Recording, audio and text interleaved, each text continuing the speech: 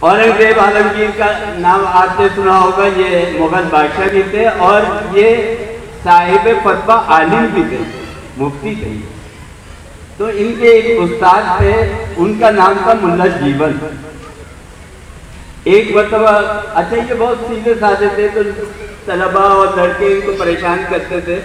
तो एक दफ़ा लड़कों ने ये किया कि मुल्ला जीवन से कहा कि भाई गवर्नमेंट के आदमी आ रहे हैं और वो आके आपका घर गिराने वाला है, ये आपका जो है रोड कटिंग के अंदर आ रहा है घर।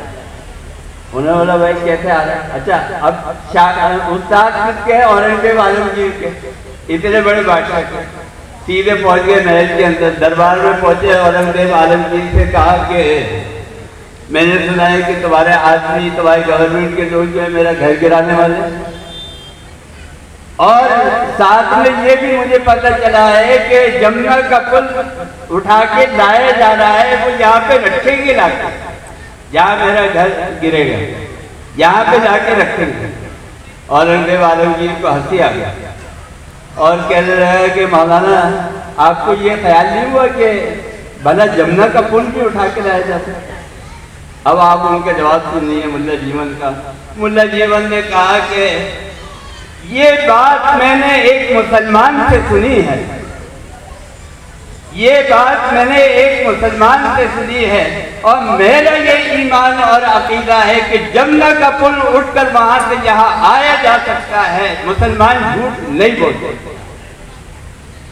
ये था मुसलमानों का अखलाक और किरदार, जिसकी वजह से मुसलमानों ने उरूज हासिल किया।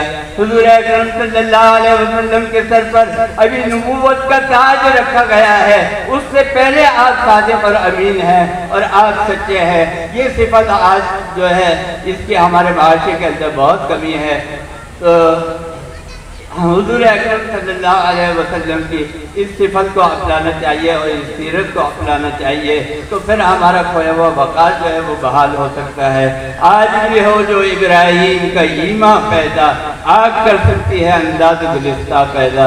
व आखिर दावाना अल्हम्दुलिल्लाह।